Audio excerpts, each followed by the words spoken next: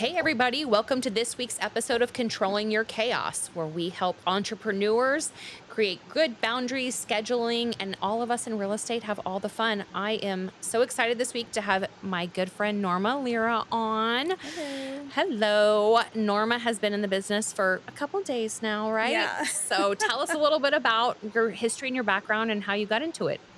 So I actually started in the business through the lending side and then eventually transitioned over to real estate. But your husband's still on the lending side, right? Yes. Yeah. Enrique's been doing it how long now? Over 25 years. Dang, he Yeah. survived the mortgage crisis. Like, Yeah. I got out in 2008 when it just Yeah. got miserable. And We were both strictly in mortgage. No, we were doing mortgage and real estate at that time. why'd you decide, like, hey, I'm out on the mortgage front? I think we just wanted to kind of diversify a little bit. So he really liked to focus on the lending side, Mhm. and I enjoyed the lending, but it wasn't really what my passion was. I liked more the real estate side, so I focused more on the real estate. And y'all also own a property management company, which, like, Yes. to me makes y'all the ultimate power couple. You've got the lending, the sales, and the property management. So tell me kind of how all of that evolved once you decided, like, hey, I'm going to go do residential real estate. Well, it evolved because of the need for clients. We had a lot of investor clients that at that time, oh two, oh three, oh Yeah. four, when it was very much trending to buy investment properties because of the type of financing that was being offered at that time. Yeah. So we started managing for some clients, and then eventually it just kind of grew on its own. Gotcha, gotcha. No, that makes sense. And together, y'all have 4 kiddos, right? So Yes. y'all grew an empire all while raising a family. So Yes. tell me about how all that kind of worked out for you. I mean, we've always been in the business, and Enrique, when I met Enrique, he had two small kids. And so when we've all just kind of Made it work. made it work. Yeah, exactly. And now you have 2 kids in the business with you.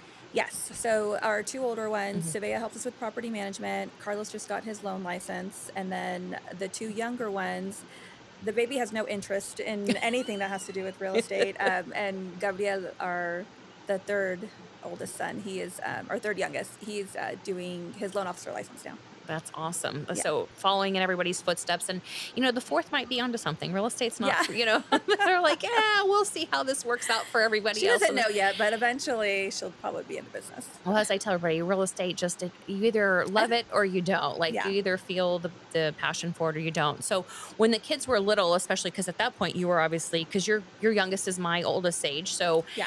when I look back and I think like the volume of things that were going on when they were little, how did you find a rhythm with Enrique and really to me, especially in real estate, there is no schedule, there is no Right. boundary. Like how Yeah. did y'all navigate having small kids doing I it mean, it together? was tough. You just kind of figure it out. I mean, I think for me, the biggest thing was to leverage, to realize like what I can actually, what was important to me, what I actually had time for, what were my non-negotiables.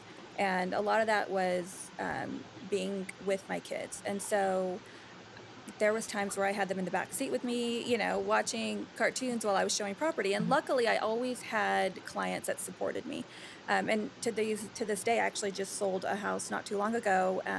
And we were talking when I sold my client the first house, Mhm. my kids were like 3 and 4 in the back seat of the car, like Yeah. literally with the McDonald's Happy Meal, and I'd be showing property. Yeah. And now, Gabriela's in college, Alana's going to be a senior, Yeah. and this is like their third property that they're buying with me. So they've also kind of grown with me and seen everything as, yeah, we just make it work. Yeah, no, that's super cool. And you kind of go down the path that I always talk about is the value of working by referral, no Yeah. matter what your industry is, whether it's in real estate or not. Like when you have built a business working with not just your friends, but people, like I always say, good people attract other good people. Yeah. So when those people are like, hey, yeah, it's cool you bring your kids along, or I totally understand, or they appreciate the value Yeah. of, I want And to, you also know your client, right? So I know which clients that it would be okay for yeah. me to do that. And then I also respected the clients that probably wouldn't appreciate that. Not that there was anything wrong with that. So it was kind of like a good balance. You have to gauge who your client is. You have to gauge, and there wasn't too many times where I had to do that. But, I was actually thinking the other day who my first hire was. And really, my first hire was a nanny Really? because it was to the point where my business was growing Yeah. and I wanted to do more, but I also wanted to be a present parent. And it was like, okay, everybody was like, you need to hire an assistant, you need to hire an assistant. And they were right. I did. I just didn't need to hire one in real estate, I needed to hire one for my, for my personal Yeah. family. And that actually helped a lot because then I didn't have the guilt of, oh, the kids were in daycare till 6 or 7. And then, we're running to get a meal real quick. And then I'm rushing to do homework. And Yeah. so hiring a nanny for me was the shift, I think, in my career, where I had someone picking the kids up from school, helping me make meals, getting them, helping with the chores in the house. So when I did get home, I was focused on the kids. I Yeah. was focused on, I love to cook. So, it was like we would go home, make dinner. I could sit down with the kids and do homework, do bath time and all that. And all the grocery shopping, the house cleaning, the small errands were all done. And it let me be a present parent, Yeah. which was a big shift for me. I love that because I think to your point, like when growing up in real estate, right? It's like, oh, you've made it when you have an assistant in the office. But to your point, like this was the more valuable time that you really could shift some of those things. And I jokingly say, and no disrespect to moms now, but like HEB curbside is a game Oh, changer. We didn't whole have that yes, when our yes, kids were little. yes.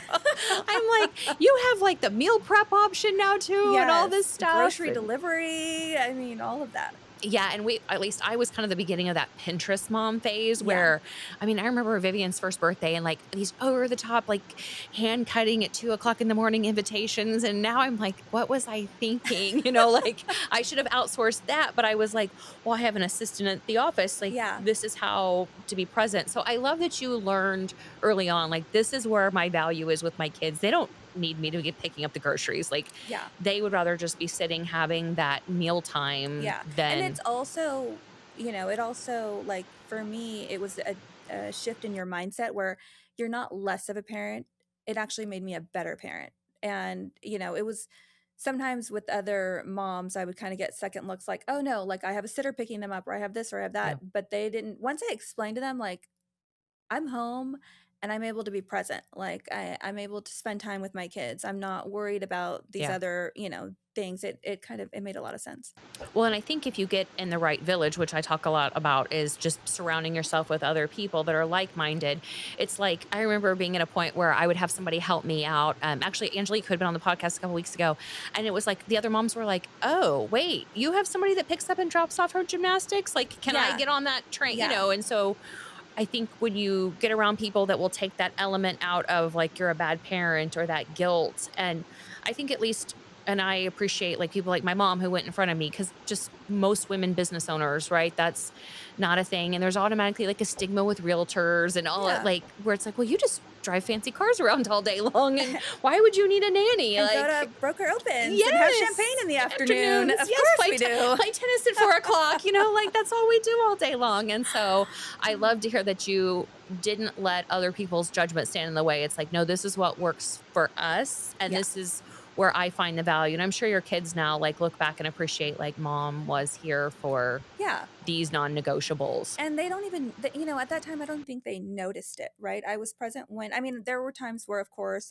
like every other working parent or any parent in general, we Yeah. didn't, we're not 100%. We do miss some things, Yeah. but for the most part, they can't, like look back and not find a time when I wasn't there, so I made it to the practices that mattered or like the meets, swim Yeah. meets. I didn't make it to every practice. I can't say that I did, Yeah. but I made it to the swim meets. Right. And then I also learned to let my clients know like, hey, I have an appointment. When it was swim meets or a dance recitals or something, it was not like, hey, I have to do this for my family. It was just I have an appointment. So I have to treat that like my personal time and calendar it just like I would if it was a client. Right. So it helped me also learn to communicate with my clients differently to say, they have to respect that time Yeah. and my personal family time.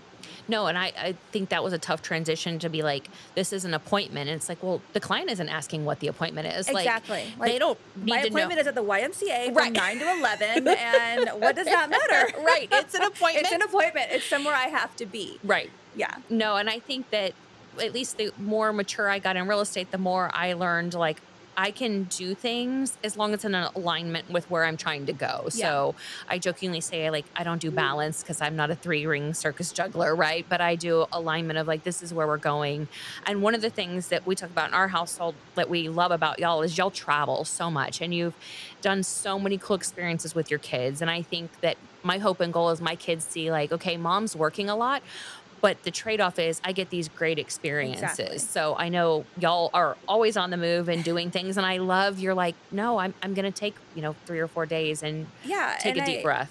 exactly. I think right now where we are is the younger ones, they're becoming young adults. And so we are really close to being empty nesters. And I think like 3 years ago, it just hit me. And I said, well, the one thing that I always told my kids is, I'm going to help you with your education, no matter what it is. I don't care if you go to a 4 year, I don't care if you go to a trade school. Just find something that you enjoy doing, and Yeah, I'm going to support you in that. And we're going to travel. And those are the two things that I promise you as a parent, I'm going to give you. I'm going to give you the tools to survive, and I'm going to show you the world yeah, so that you can, go out there and become the best adult that you can. And the last few years, I've been just stepping away from my business for a few weeks and just disconnecting with my kids and traveling. yeah. And it's been amazing. And nobody's died. I mean, Yeah, like, exactly. you're amazing, but I don't know you performed brain Yeah, surgery. So, like, no, you've gone out of exactly. town and the sun rose and life went Yeah, on and you have a great coverage of team. And yeah. so I really respect that you've been able to create that. Just like, I need this time because I can show up better. And this is a commitment I made to my And family. I think having the older ones, and things have watching them grow and see how fast, like, people always tell you it's going to go by fast, and you're like, yeah, yeah, yeah, but when you're in the middle of the chaos, like, you're just like, there's no way. And it, like I said, it just hit me one day, like, you're right, like, I'm going to be an empty nester, like, why are we working so hard, like, why are we doing all of this if I can't enjoy it with my kids? Yeah. So No, I love that. And now you have grandbabies that you get yes, to yeah. love on and then hand back. I'm I'm at that weird age where you're just like, I've still got a little one at home, but you're already like, okay, I'm ready to like play with them and hand them And back. hand them back, So exactly. yeah, my mom enjoyed that phase where she was like, and I'm handing the children back to you along the way. So what I'm hearing is one of the best things get a nanny. What is something else that if you could go back and do it all over again, do you wish you had done earlier in your career, whether it be family or career, or where you're like, man, I could have controlled life a little bit more had I done this? um I think looking back, leveraging things a little more. I feel like realizing that it's not brain surgery. You know what I mean? Like, things, I can leverage things, or other people can go open a door for me once in a while, or I didn't need to make every single client appointment, or, and I did have trouble balancing that. Now, as I get older, I do realize what my highest and best use are. And I'm an agent, I don't have a team, but I always let my clients know I do have a lot of support. I have Debbie, who is my full-time assistant. Yeah, I just hired a VA. I have Savea. So I always let my clients know when it comes to, negotiating a contract or talking to another agent, or anything that I feel is of my highest and best use, you're going to get me at 100%. But, all the admin stuff, the other things that aren't as necessarily, they are important, but I don't need to, oversee everything. I have confident people to help me in the background. yeah, Really has helped me excel the last few years since I've kind of adjusted that model. I feel like my work life balance has been better, and I'm able to focus and enjoy my clients more. And I'm also able to enjoy my family more. yeah. No, absolutely. I always tell people when they're like, "Oh, you're not coming to put up the sign," and I'm like, "You wouldn't want me putting the sign up in your Yeah. yard because as I go to the gym, but my upper body strength sucks, and like I It'll be don't." cricket Yeah, and yeah, and I'm like, "No, thank you." Like that's just not my jam or my lane. And so no, I've definitely learned over the years, and I've done virtual assistants for years, and they're definitely a game changer because they can come alongside tasks that you're like, oh, I can just do this because I have time. And it's like you start realizing that you're burning 5 minutes here and 10 minutes here on things that yeah. just don't really matter in the grand scheme of things. So, one of the other reasons I wanted to have you on is I love the fact that you and Enrique work together. And you're like any other couple, you have your good and bad days, but tell me, how do you guys like logistically really make it work? Like, is he doing your client's loan business or are you? I mean, obviously, I know y'all are each other's cheerleaders, but What We're does each that look other's like? cheerleaders, but one thing about us is we respect each other's space. So in my industry and in his industry, sorry, it's important for him to network with other realtors, for him to get business. We can't just rely on each other. So I always have clients who have had previous relationships with the loan officer or have, they enjoy working with their banking center or whatever. And I always respect that relationship. And Enrique does the same. Yeah. So it's like once in a while we cross paths, but honestly, not too much. Hmm. That's Yeah. awesome. So y'all just kind of do your own thing and then come together at the end of the day. Yeah, and it's kinda nice because at night, like, he'll have an issue with the contract and he ran something by me and I'll be like, "No, this and this and this on the third party addendum, you could do this." And or, I'll ask him a lending question like, "Hey, this loan officer's telling me this," and Yeah. he'll say, "Yeah, that's true," or "No," or ask him this, and so we're always talking about our business, Hmm. but we don't necessarily cross businesses too much. Gotcha. Tell me, I know y'all have done some investing and stuff together. I know you kind of keep it separate, but how are some ways that y'all have brought it together and been able to kind of make it work? Or do you just, I know Enrique is a numbers person. Like Yes. he is definitely like on the, like whether it's a loan or your home bookkeeping He balance is like sheet. everything's on an Excel sheet, Yes. that's And he's the where points guru. He is yes, like my yes. favorite person. He's like, "Nope, you gotta do this with the Amex points to move them over here," and all Yeah, of that. yeah. So, do you feel like your skill sets just kind of complement each other? Do you ever find When they say lanes? opposites attract, Mhm. that's us. Really? Okay. Yeah. So I'm very much like, let's get it done. Like, this is what I want to do. And then he kind of figures out a way to implement it. So he's like the yin to my yang. And so when it comes to, and I think that's why it works. Sometimes like I'll let him know, like, we're going to rehab this property and we're going to do this, and we're going to do that. And then I'm kind of like the one that's going out there and buying all the stuff. And he's kind of the one that's like, hold on, You bought how much in a light fixture? you need to return that tile because that's not going to fit in the budget. Yeah, Or, he keeps the back end going. So I feel like we complement each other in that way. awesome. So tell me, what are you thinking is next for the Lyra office, business, family? Um, I think since I am going to be an empty nester, I really do possibly want to focus into bringing on agents and training them and educating them and seeing where if I don't know if I want to do a team or just kind of just giving back to other agents right now. Yeah, you've been at Keller Williams a long time. 11 years I think now. Wow, Yeah. yeah, and is that something like I always felt like because 'cause I'm a property manager, right? Nobody wants a property manager in their book of business, like, a lot of companies won't allow it. So, have you ever contemplated just, like, being on your own, or you love the support of I like the support. I love the support. I am good. I know my strengths. Yeah. And so, to your point is being a puppy, I don't want to worry if the receptionist showed up, if the internet's Yeah. working, if, my lease is here or anything like that. I love how it's plug and play. Yeah. So it's kind of like with where I'm at now with Keller Williams. I have my office there. I'm able to run the business the way I want to run my business. I have the support when I need it and I have the freedom that I enjoy having. Yeah. So it's also nice, to be able to run something by an attorney or run something by my broker. So it's good. I have a lot of support there. I like that business model. Yeah. Well, and y'all especially have the title company, the mortgage company, the attorney, like, you have so much Everything in house. Yeah. right in-house, and there are days where I'm like, "Can't somebody else have to fix the internet at the office? Because I am not tech savvy at all, and so I see videos that y'all put out, and I'm like, "Oh, look, it's so much nicer than having somebody have to figure it out." So, yeah, no, the more I've grown as, like, an independent agent, there are days where it does get lonely, and I cut my teeth at Keller Williams, and it was very much a family, and we Yeah. family reunion and all of that, and so one of the things I tell people getting in the business is like, if you want a good support system, Keller Williams has training no matter Yeah. what you're looking at. Bold, you do so much, and or get on a team like Yeah. that can help you and be there to answer the phone so you're not feeling like you're out in left field. And even if you're not in the real estate lane, I think that there's such value in having somebody you can pick up the phone and trust and to want to help you, Right. because it's lonely starting off in real estate. Yeah. I mean, I remember even though my mom was a big agent and I'd worked for Craig Owen and all of that, I remember getting out there and being like, okay, now what? Right. And so just motion of being around other agents that are producing and that kind of energy definitely I can imagine has got its huge advantages along the way. Yeah, So definitely. I always tell people I started at Keller Williams. If I could do it all over again, I'd still start at Keller Williams. Yeah. I took a different path doing property management at this level, but definitely there is value in that team aspect and all of that. So with the empty nester, y'all gonna like get an RV and drive around the No. country? You're like, no, I'm staying in San Antonio. I'm staying here and doing all of that. Well, we've reached the part of the podcast where we talk about what you're reading, what you're drinking, what's happening. So tell me Ooh. what's your new favorite? We're in the thick of the summer. So what is your current favorite drink? Well, I'm always a slightly dirty vodka martini girl With blue cheese olives? with blue cheese olives. There you go. You can't go if they don't have blue cheese olives, I'm like, you're just lazy. Shaken, extra cold. I don't think it doesn't matter what season, that's really my go-to. That's awesome. What are you watching right now?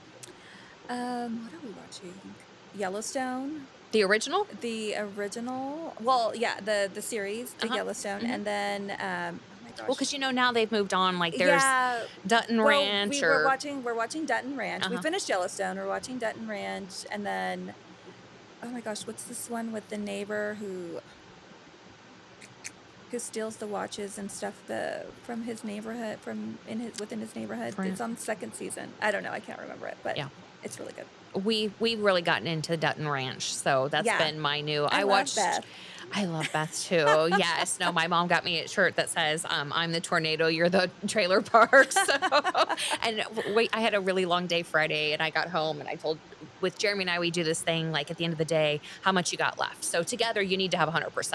Yeah, And so some days, both people are at 60 or 70 and some people are at 10, right? And yeah, so Friday I was yeah, like, I got 10. Like I yeah. am toast. And so he pours me, we call it the Beth Dutton, and it's just straight crown. And I'm like, it's been one of those days. And so he knows if I say I got 10%, I need a Beth Dutton drink That's to cute. get me through the rest of the night, wherever that might lead along the way. And plus then this first loss. So it Oh, was I like, know. and by the last seconds, it I was know. It was a so, good game. it was a good game. What are you listening to as far as any podcasts that you Um, besides controlling your chaos, of of course, and my course. mom's feral and fabulous? Right now, podcasts, I'm not really listening to too much. Audiobooks, I'm doing a lot of audiobooks right now. What are you reading on the audiobook front or Let's listening to? see. Well, listening, it was a fun one. Sirhan, the one, Ryan. Ryan, What yeah. is the name? Is that It's the second one selling it's not the selling one, it's the second one that he just came out. I dropped? like listening to him. I like his voice. He's fun. He's Yeah. easy, and he's been successful. He doesn't take himself too serious, so it's fun. Yeah, I follow him on Instagram or TikTok, one of them, and he had this big push to get his assistant on a honeymoon to pay for the honeymoon if he got to like 2 million followers or whatever. Oh, And I was a part of Housing Forecast when Tracy Haslocker brought him here to speak a yeah, couple of years yeah, ago. And he is super funny and very humble, like started out doing yeah, rentals yeah. and obviously rentals in And New he's just York. that, he's so real about how he started and how difficult it was and, everything he had to do to get where he's at. And so I admire that. And I guess to the empty nester kind of thing, I've this last year and this year, I think I've kind of just stepped back and stopped being so much like I have to learn, learn, learn, learn, learn. And I've just been enjoying and just trying to um, refocus and not take everything so seriously. I love that you have realized like you don't always have to be in learn mode and go Yeah. mode all the So, like, time. Ryan's perfect because it's a little bit of learn mode, but it's also a little bit of comedy. Um, Yeah, it's the fun. Yeah. sliced together. It's interesting you say that because I've reached this point where you kind of have autopilot is not the right word, but you kind of feel like you kind of have everything under control somewhat, Yeah. right?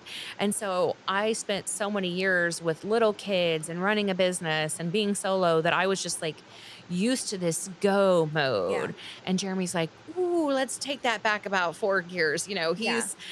We always tease like I'm the one that's you like let's come on like Yeah. oh we closed okay I already have everything in the van ready to go Yeah. be Let's go. installed and he's like whoa wait we're buying a house what's happening in the background over here and so I've had to definitely learn that it's okay to like pull back a little bit and breathe. Yeah. it, I learned that last year. I think I didn't work as much and I really dove into my kids and enjoying But my you're still family. killing it, girlfriend.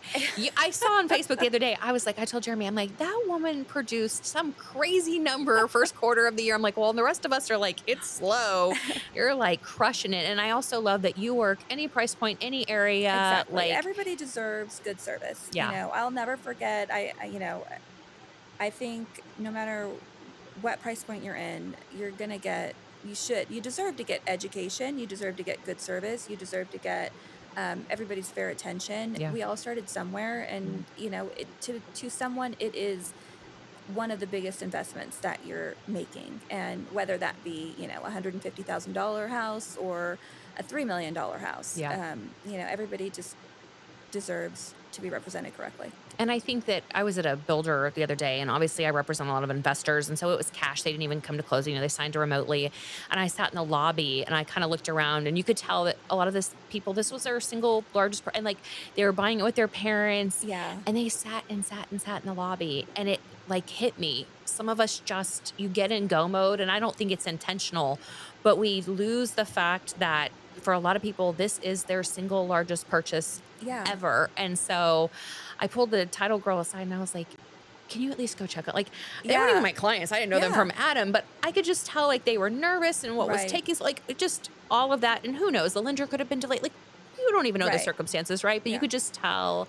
And so I do think the longer I do this, the more I try and remember like this is for most people their single largest Yeah. asset. And it's Yeah. scary and it's the roof over their head. Right. Right. I had a closing last week, and it was a higher price point. It was over 1 million. And I sat there and I waited for my client, the buyers, and she had said it was the first time an agent showed up to one of her closings. That's And crazy. to me, that was, yeah, very surprising because they have been seasoned investors. I mean, this was probably the seventh or eighth home that they purchased, and all at, Yeah. higher price points. Yeah. And her husband was running late, so I sat with her, we signed, and then her husband came in, and I waited, moved some appointments around, I Yeah. waited, and, I sat with him, and I just wanted to make sure they knew that I was there, they knew it was important to me if they had any questions. Yeah. And he said the same thing. He's like, "You didn't have to wait here, like, you're the first agent that's ever been here." And I'm like, Yeah. yeah, I never miss a closing. I mean, there's been one or two maybe, For but sure. for the most Yeah, being part, out of town or something it's like that. But yeah, yeah. no. And for me, I'm like, that's the fun part. Like at that point, Yeah, right? we should be celebrating, especially if you're a buyer, right? Like you're getting the home. I had a closing the other day. She was buying two back to back and she was financing some. We were going to be there for a while. And I popped up on my laptop and she's like, "You don't need to be here. I'm signing, just paperwork." And I'm like, "No." I'm like, I'm good, I'm I'm here. good. I'll be Yeah. right here in case you have any questions. And there's no other place I need to be right now except Yeah. with you. This And is I think the that's why end. you and I get the referral business that we get. It's those small details that make a big difference, Yeah. that No. let people know we're not just here for the check. We really care. We really want to make sure everything goes smoothly. Yeah. So, yeah. No, and I think at that point it's just it's the end of a lot of times a long process, especially in Yeah. this market. Yeah. Being a seller, like where we're celebrating. I mean, I had a closing a couple months ago. I'd had their house on the market a year earlier, did not sell.